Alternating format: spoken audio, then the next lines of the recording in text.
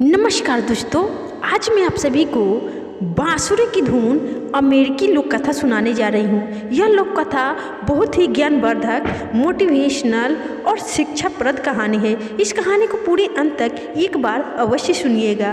एक बार एक गांव में एक लड़का रहता था। उसके माँ बाप बचपन में ही गुजर गए थे। इस दुनिया में उसका सगा कोई न था।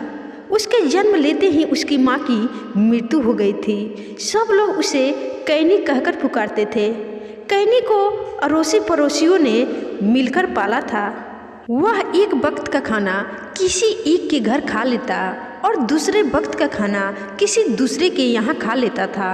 सभी ने उसे बचपन से अनाथ देखा था, इसलिए सबकी हमदर्दी उस बच्चे के साथ थी। कैनी सबका प्यार और हमदर्दी पाकर आलसी बन गया था। वह 12-13 वर्ष का हो चला था, लेकिन उसका किसी काम में मन नहीं लगता था। वह अपना वक्त इधर उधर खेतों में घूमते हुए गुजार देता था। खाली बैठकर वह बांसुरी बजाता रहता था।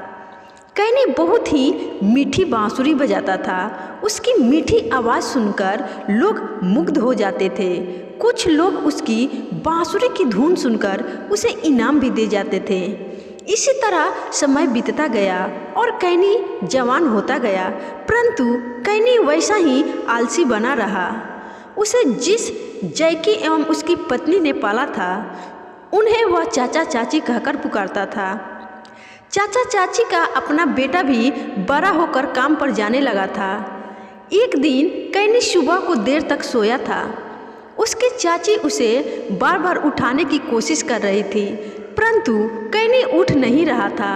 चाची ने गुस्से में आकर बाल्टी में पानी भरा और कैनी के ऊपर डाल दिया। कैनी घबराकर उठ बैठा। चाची को क्रोध तो पहले से ही आ रहा था। वह बोली, कैनी, यह कोई तरीका है कि इतनी धूप चढ़ने तक सो रहे हो? अपने चाचा की कमाई पर ऐश कर रहे हो।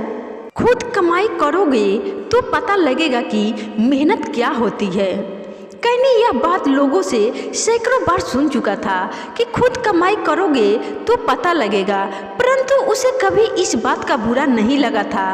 परंतु आज सुबह सुबह चाची के मुंह से ये शब्द सुनकर उसके दिल में तीर की तरह चुभ गई।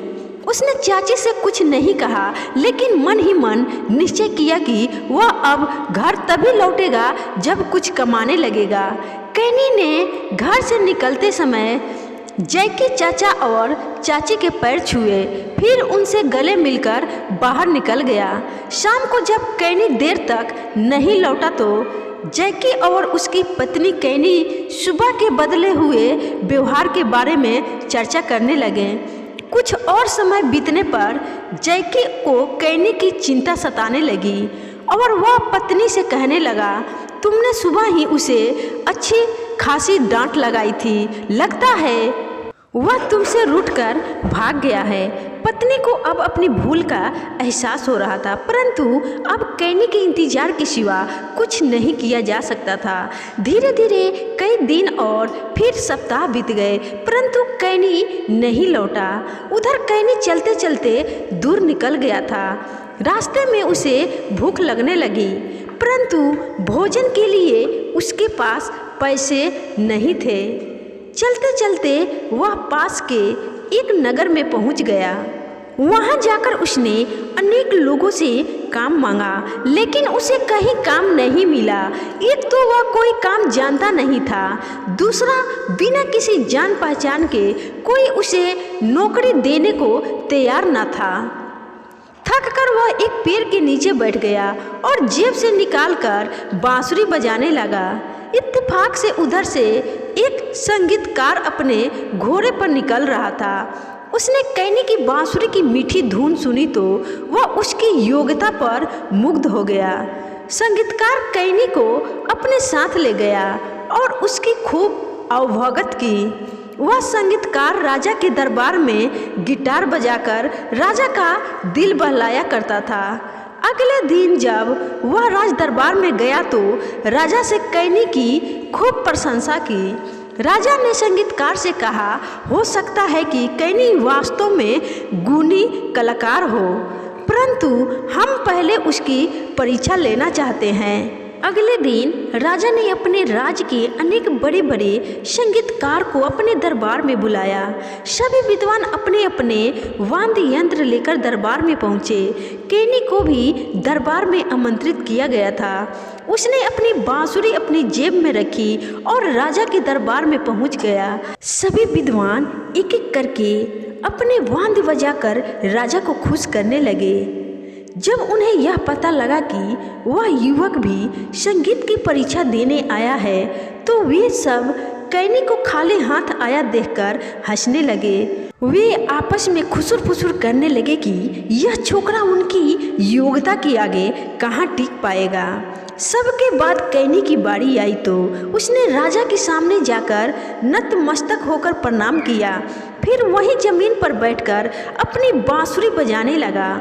उसकी बांसुरी की धुन वास्तव में इतनी मीठी थी कि सभी लोग मंत्र मुग्ध होकर धुन में खो गए।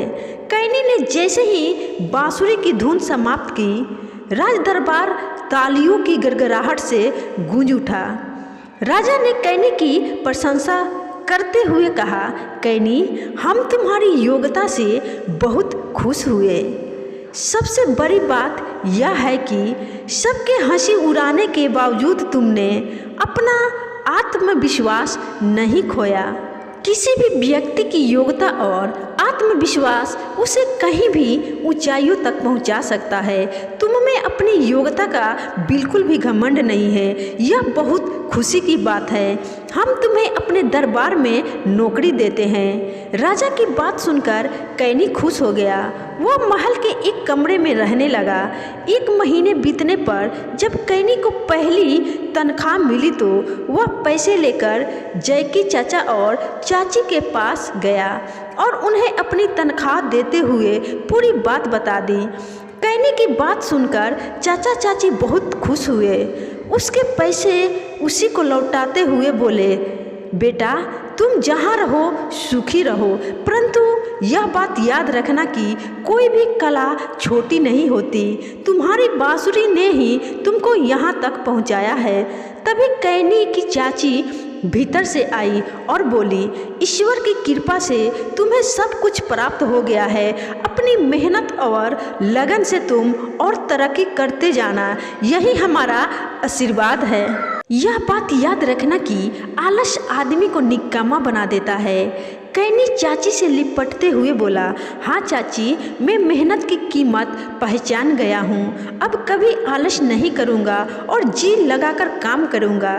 चाचा चाची का आशीर्वाद लेकर कैनी राज दरबार में चला गया और सुख से अपने दिन काटने लगा। तो दोस्तों, आपको इस लोक कथा से क्या सीख मिली, कमेंट करके ज़रूर बताइएगा। अगर आपको यह अमेरिकी लोक कथा पसंद आई हो तो इस वीडियो को लाइक करके अपने दोस्तों में ज़रूर शेयर करना। फिर मिलूंगे किसी और अच्छे कथा कहानी के साथ। तब तक के लिए आप सभी को बाय बाय, धन्यवाद।